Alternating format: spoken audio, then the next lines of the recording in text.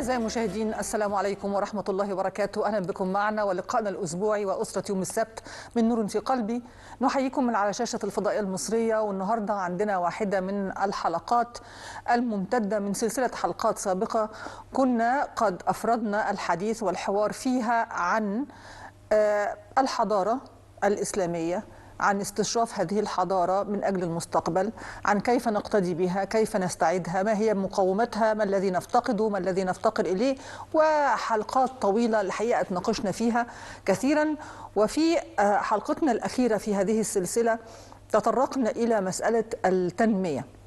ومسألة التنمية ربما يعتقد البعض أنها من المصطلحات الحديثة اللي جاية مع العصر ومع الكلام والمصطلحات الجديدة التي نستخدمها، ولكن واقع الأمر أن موضوع التنمية من الموضوعات المهمة جدا، والموضوعات التي اعتنت بها الحضارة الإسلامية، حتى وإن كانت أطلقت ربما عليها يعني ألفاظ أخرى أو صفات أخرى، ولم تستخدم كلمة التنمية في حد ذاتها. وما يميز الحضارة الإسلامية تحديدا في هذه المسألة أن التنمية عندها مش قائمة على نوع واحد أو على شيء واحد. التنمية بمفهومها الشامل بتشمل كل المناحي. فبنتكلم على تنمية الإنسان، بنتكلم على التنمية الاقتصادية، بنتكلم على التنمية العمرانية، بنتكلم على التنمية الثقافية، بنتكلم على كل المناحي.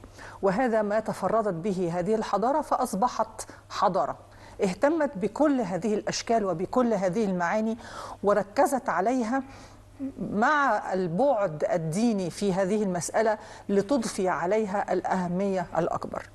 ولما اتكلمنا عن موضوع التنمية في هذه الحلقة، قررنا أن احنا نفرد حلقة من الحلقات اللي نركز على مسألة مفهوم التنمية في الحضارة الإسلامية أو في الفقه الإسلامي أو في التشريع الإسلامي.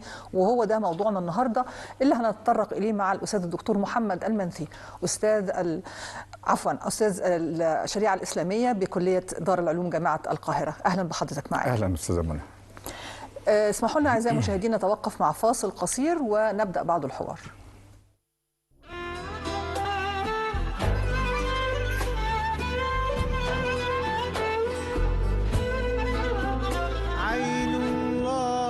شايفانا بترعانا، مفيش مخلوق في دنيانا يا مولانا هيحسدنا على التوبة وتقوانا، وجيش إبليس وشياطينه هينسانا. عين الله شايفانا بترعانا، مفيش مخلوق في دنيانا يا مولانا هيحسدنا على التوبة وتقوانا، وجيش إبليس وشياطينه هينسانا.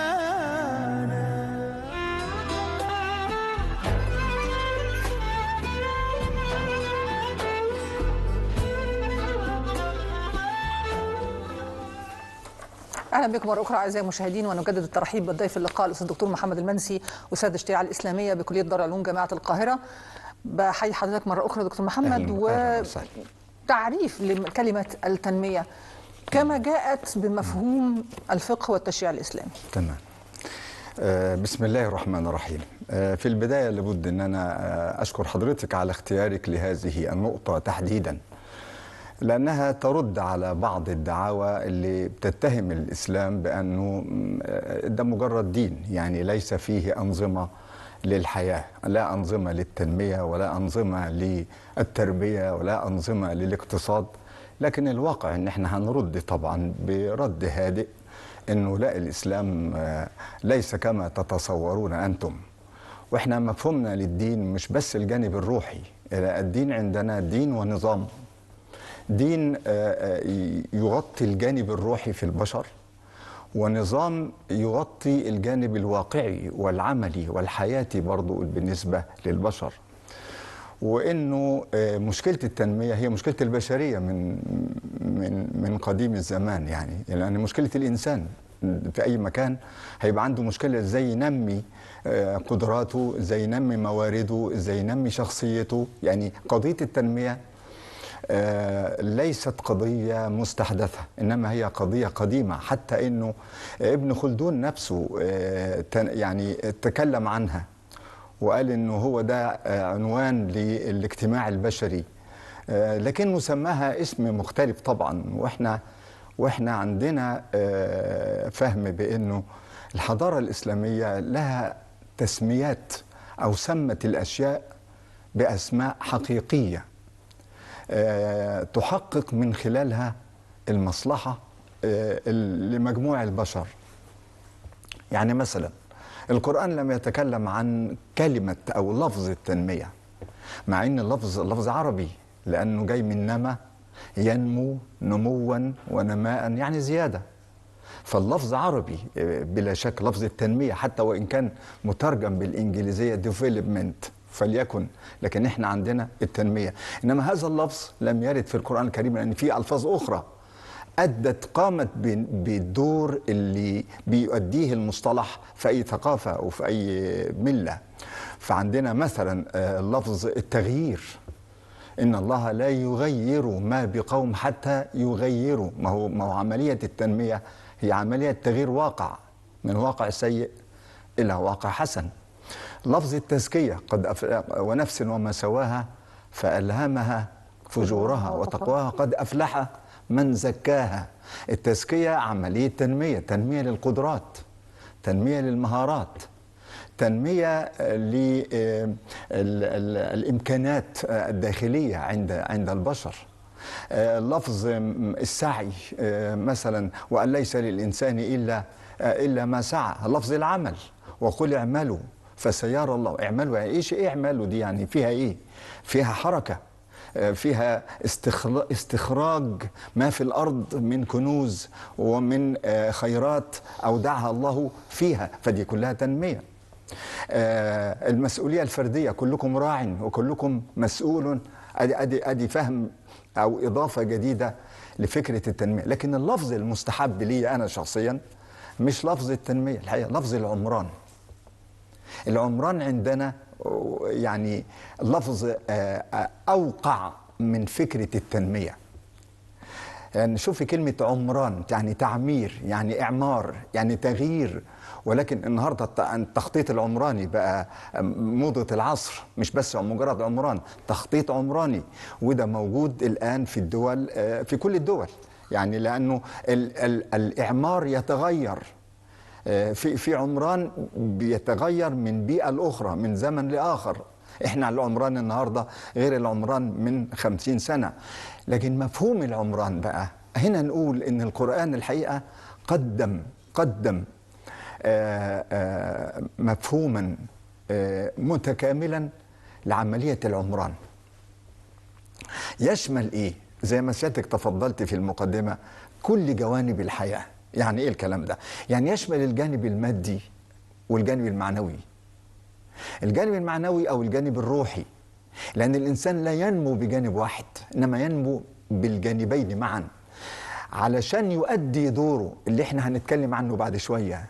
ما هو ربنا مكن الانسان في الارض وجعل له السمع والابصار والافئدة، قليلا ما تشكرون. لان دي ادوات الانسان في الاعمار وفي التنمية وفي تحسين أوضاع المعيشة بالنسبة للفرد وبالنسبة للمجتمع. فالقرآن عنده نظام تنموي، أسميه أنا كده نظام تنموي متميز للغاية. احنا مشكلتنا الآن إن احنا لحد دلوقتي لسه ما قدرناش ناخذ بالنظام التنموي الإسلامي، مش عشان هو اسمه إسلامي، لا، لأنه هو بيتعامل مع قضية التنمية تعامل متكامل، مش تعامل في دوائر موجودة ودوائر غائبة أو مفقودة.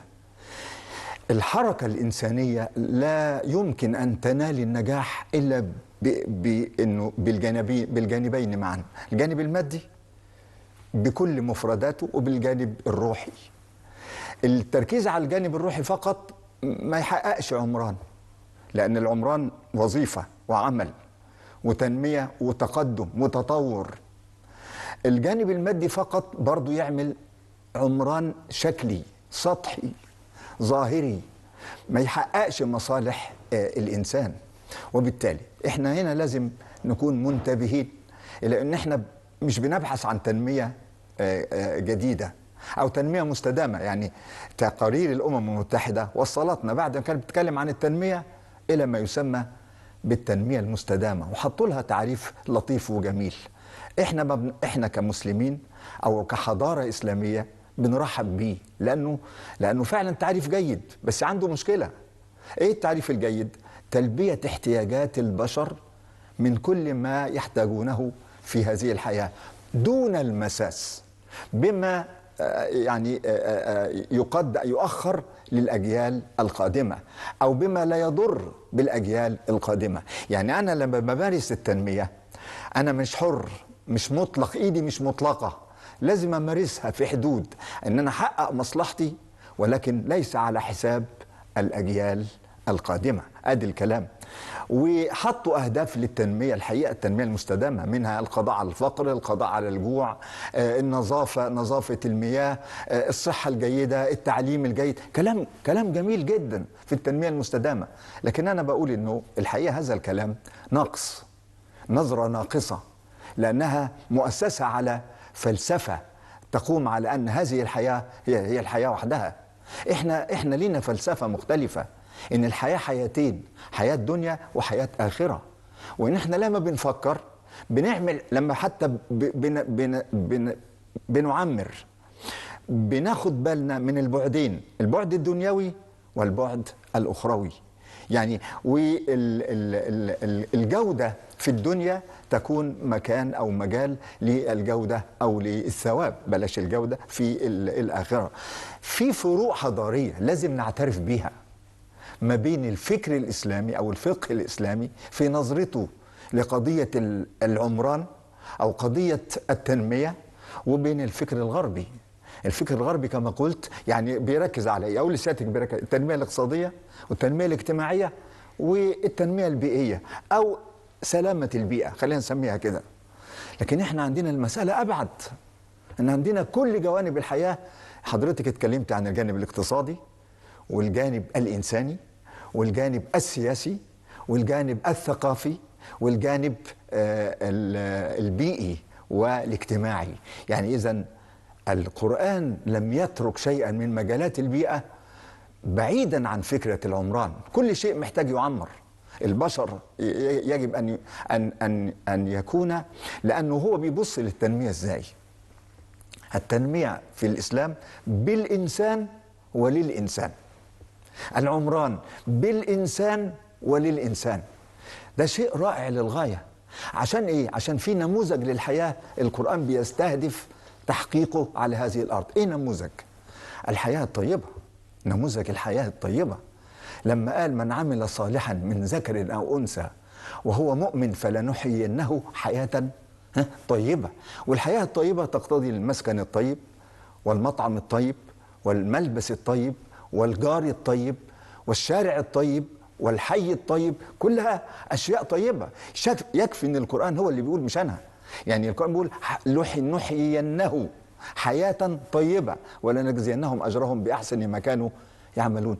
ده لفت نظر حاجة عجيبة جدا في القرآن، إن في فئة من الناس طيبين، وصفهم كده طيبين طيبين، سبحان الله. يعني إنه ربنا يصفهم بهذا الوصف، والملائكة تتوفاهم طيبين يقولون سلام عليكم ادخلوا الجنة بما كنتم تعملون. ايه الكلام ده؟ ده كلام جديد على الفكر الإنساني، ما في ذلك أي شك. ومن هنا احنا عاوزين، احنا طبعا زي ما بنثمن الفكر الغربي في بعض جزئياته، من واجبنا ان احنا نقول له انك انت لم تسر في الطريق إلى نهايته، وانه نقص كذا ونقص كذا ونقص كذا. وده جعل الحياة الإنسانية الآن ليس في أفضل الأحوال. الإسلام يدعو إلى الحياة المثلى، يعني فكرة المدينة الفاضلة، وهي فكرة بعيدة بالزمن، اللي الإسلام حريص عليها لكن بصورة مختلفة عما قدمه الفارابي لما يتكلم عن المدينة الفاضلة، لأنه بيصنعها بقيم، بيصنعها بأخلاقيات، بيصنعها بمثل، بيصنعها بنوعية من البشر اللي الغرب بيسميه السوبرمان. السوبرمان عندنا احنا. بس يا دكتور اسمح لي حضرتك، طب خليني اكمل وانا ما كنتش عايزه اقطع حضرتك في كل ما تقدمت بيه، لكن فضل. لابد ان اتوقف هنا عند نقطه جدا فضل. مهمه جدا. حضرتك اشرنا الى انه مفهوم التنميه مفهوم شامل وعام، وان لم يمكن ذكر بلفظ التنميه ولكن ذكر بالفاظ اكثر شمولا شملت كل مناحي الحياه. تمام. وتم تفصيل هذه الامور في التركيز على التنمية البشرية والسياسية والاقتصادية والاجتماعية والبيئية والثقافية وخلافه. تمام. هنرجع دائما للسؤال اللي بنقعد نسأله لنفسنا وإحنا بنتكلم على كل ما سبق في حلقاتنا السابقة من سلسلة الحضارة الإسلامية. عندي إطار تفصيلي عام ومفصل. تمام. لما هي التنمية؟ تمام. هاجي ابص على الواقع اللي احنا بنعيشه دلوقتي، واحنا بنعمل مقارنات مع الغرب، وحضرتك لسه بتقول حالا انه نثمن وثمن ما قدمه الغرب وان لم يستكمل المسيره. تمام. او كان في قصور في بعض النواحي. تمام. طيب اذا كان انا عندي الاطار العام والقواعد والاصول والاسس والتوجيه الرباني والتوجيه النبوي وكل هذه الامور، تمام. لو انا بقيس دلوقتي شكل تطبيق التنمية على أرض الواقع، مين اللي عنده تنمية ومين اللي ما عندوش؟ يؤسفني أن أقول طبعا أنه التنمية في المجتمعات الغربية أوضح وأنجح من المجتمعات الشرقية. هل المشكلة في النظام ولا المشكلة في من يقومون على النظام؟ هذا سؤال بديهي جدا. سأكتشف أنا شخصيا أن احنا، اسمحي لي، أولا لم نستفد بالدين كما ينبغي، وثانيا استخرجنا الدين أو استعملناه في غير موضعه وفي غير ترتيبه. بمعنى أنه الإسلام السياسي، وده شيء جزء من المنظومة ما أقدرش أتجاهله، منظومة الحياة ومنظومة القرآن نفسه، دي منظومة إيمان ما أقدرش أخذ منها جزء وأدع الجزء الآخر، لأني عندي مبادئ للنظام السياسي في الدولة الإسلامية، مبادئ ممكن نوسع فيها زي ما نيجي للنظام الاقتصادي، عندي مبادئ عامة وقواعد واضحة وتدعو الناس إلى العمل والحركة والانتشار في الأرض. هو أنا ألاقي أكتر من الآية فإذا قضيت الصلاة فانتشروا في الأرض وابتغوا من فضل الله؟ يبقى المشكلة مش في النظام. إحنا زي ما قلت إن قدمنا حاجة في غير ترتيبها. يعني أنا بقول الآن أيهما أولى لأي مجتمع، الاقتصاد أم السياسة؟ اسمحي لي أقول بمنتهى التواضع الاقتصاد أولا، لأنه الاقتصاد هو الذي يرسم السياسات وليس العكس. المشكلة دي كانت واضحة عند المجتمعات اللي نجحت فيها فكرة التنمية، لكنها عندنا يعني تخبطت في مواقف كثيرة جدا، فضيعت منا دور الدين في عملية التنمية والعمران. الدين طاقة جبارة بيخلي الإنسان يعمل بأعلى حالاته بأعلى إمكانياته. الدين في ذاته وليس في من يطبقون الدين. فلذلك يعني مثلا في تركيز على الجانب الروحي في الإسلام، ده كويس، لكن ما يغنيش عن الجانب النظامي التنظيمي اللي يتعلق بشؤون الحياة الجزئية والكلية. أنا أفهم من الجانب الروحي مطلوب، لكنه أيضا لا يطغى على الجانب المادي. فإحنا عندنا إشكالات هي التي وصلتنا إلى هذه، دون أن أتوسع في الكلام، إلى هذه النتيجة. وأصبح هناك فرق فعلا، إنه المجتمعات الغربية عملت التنمية المادية بامتياز. أنا لما أسمع أو أقرأ إنه دخل الفرد في اليابان مثلا في السنة الواحدة 34,000 دولار، وقد يكون أعلى من ذلك، هذا رقم ممكن يكون قديم شوية. ألا يثير ذلك أسئلة؟ وأين نحن؟ لماذا لا تكون دخولنا بهذه الطريقة؟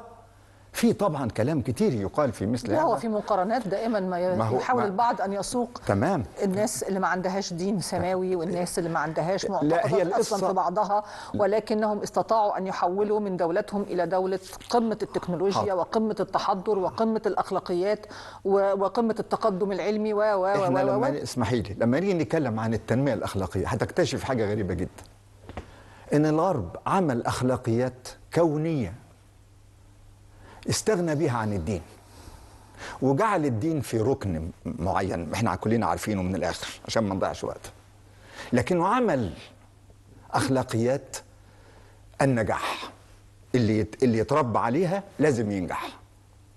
في الوقت اللي احنا ما عملناش، برغم ان انا عندي الثروه، عندي انا يعني المعدن عندي، الثروه عندي، لكن انا اللي ما استخدمتهاش لاسباب متعدده ترجع الى مشاكل في الداخل ومشاكل من الخارج. لكن لابد ان الا اتجاهل انه المشاكل من الناحيتين اثرت هذا المجتمع اللي انا بنتمي اليه، هذا المجتمع اللي زاد عن 100 مليون فرد، في كم يد عامله دي تخلي الارض ذهب. لكن ده طبعا محتاج اداره بشكل ما تستخرج من الناس، وهي دي بقى العمران، تستخرج من الناس افضل ما عندهم. واحنا عملنا كده، يعني احنا مش ما عملناش. وفين العقيده الداخليه بتاعت الفرد؟ العقيده الداخليه، الايمان النابع من داخله ان هو عنده واجب تجاه نفسه، تجاه اسرته، تجاه مجتمعه، وان منبعه انه دينه بيحثه على هذا. ما هو ده اللي خلانا اقول ان احنا من فضلك ان احنا محتاجين نكمل. اولا انا احب اتحاور مع الفكر الغربي، اتحاور معاه، اتناقش معاه. لو عنده حاجه مش عندي انا، مهم جدا ان انا اخدها منه. الحكمه ضاله الايه؟ ضاله المؤمن ان وجدها الى اخره. لكن انا مش عايز انتقص من حق الاخرين، لكن برضو مش عايز يعني اعطيهم اكثر من حقهم. انا عندي نظام، واسمحي لي، الدوره الحضاريه جايه مش رايحه، الدوره الحضاريه قادمه وبتعد الان، لكن بعيدا عن عيون الرقباء بيلاحظوا هذه الأمور. هذه دورة حضارية. احنا كنا في 500 سنة وصلنا إلى الضعف الذي، لكن مش هنظل ضعفاء إلى الأبد. لا، لازم هيجي وقت، وأنا الآن أراه على البعد، أراه قريبا ولا أراه بعيدا، لأنه حق. أنا مش بكلم هذا، أولا بتكلم عشان خدمة للإنسانية، مش خدمة لي أنا ولا لديني أيضا. أنا مش بشتغل لمنطق ضيق عندي، أنا عندي منطق أوسع، خدمة الإنسانية. لا شك أن التنمية والعمران بجانبيه المادي والروحي هيخدم الإنسانية أكتر، هيطلع نماذج تنموية أفضل، هيحقق للإنسانية درجات معيشة أحسن. إحنا أي درجة معيشة متدنية ده عار في وجهنا كبشر، عار ان ازاي تركتوا البشر يشربوا ميه مش نظيفه، ياكلوا طعام مش صحي، عندهم جهل مطبق. انت عارفه ان الاسلام عمل ايه في الحياه؟ حط 3 اعداء قدامه، 3 اعداء، بيقول للمسلمين اتخلصوا من ال3 اعداء دول. مين هم؟ الفقر والجهل والمرض. ليه بقى؟ هقول لسيادتك ليه، اسمحي لي، يعني عندنا وقت نقدر نشرح ليه. حلوة جدا. لأنه العلاقة اللي بيننا وبين الأرض القرآن حطها في كلمة في غاية الروعة، علاقة استخلاف. أنا مستخلف، لست مالكا مهما كانت ثروتي، لست مالكا، المالك هو الله. أنا مجرد أمين، واللي في إيدي مجرد أمانة، وإن هيجي وقت هترك الأمانة لصاحبها، اللي هو مين صاحبها؟ رب العالمين. لما ربنا يقول للملائكة إني جاعل في الأرض إيه؟ خليفة. إيه بقى إيه؟ شوف المسألة في 3 عناصر عندي: الإنسان والأرض والعلاقة المعنوية اللي تربط الإنسان بالأرض. أدي العمران. شايف النظام؟ أنا ما أقدرش أعمل عمران وأنا متجاهل إن في رب موجود. إزاي أعمل عمران؟ أعمله لمين؟ سؤال. وليه؟ لما أكون عارف إن أنا مستخلف وأنا مجرد أمين، لا هنضبط في تصرفاتي، هرتب خطواتي، هحسب حساباتي.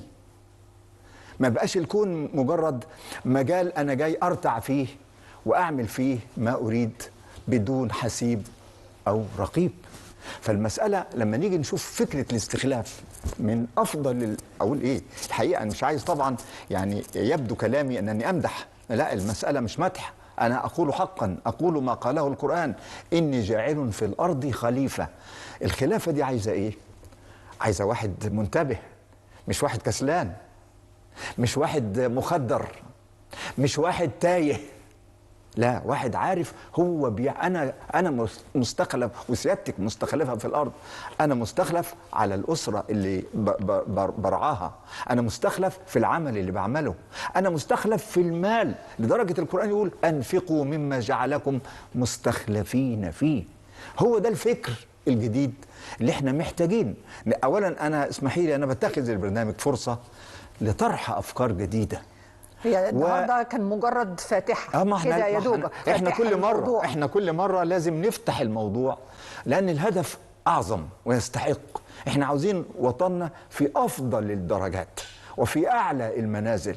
عايزين المصريين يبقوا يرجعوا كما كانوا اساتذه للحضاره الانسانيه، وهيرجعوا باذن الله. يعني هذا املنا وهذا رجاؤنا، واحنا اما يكون املنا ورجائنا في ربنا يبقى لا نندم ابدا. فباختصار اللي عايزين نقوله ان احنا امام مشروع تنموي يحتاج الى رجال والى عزيمه والى ايمان به.